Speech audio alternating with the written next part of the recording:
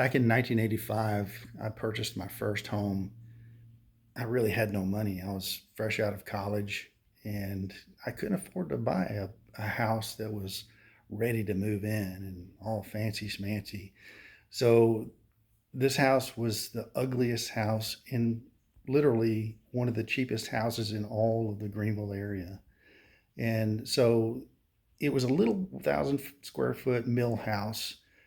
It had 4 rooms. They were basically 15 feet square, and every room had 2 doors in it. So basically, you could circle the whole house going from room to room. There was no central hall or anything like that. And the rooms were like pink, blue, yellow, and green. You could actually see where paintings or pictures had been hanging on the walls because of all the dirt and the grime that was around where the pictures were hanging for so many years.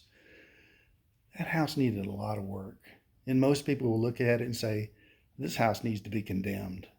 It needs to be just thrown in the trash, torn down, and not messed with. But I saw potential in it. And I saw what it could be before it got there.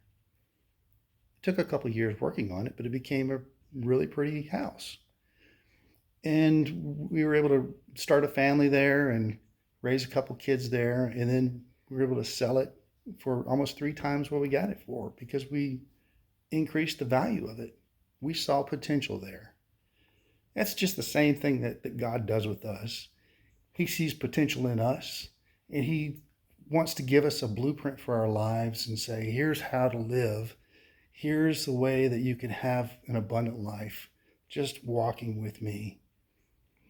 So it's interesting to see what Jesus did in his first miracle, turning the water into wine at the marriage feast. Here he took something that was extremely ordinary, water. He said, fill those 6 jars with water to the brim. He took something ordinary and turned it into something extraordinary. And he can do the exact same thing for you if you only allow him to.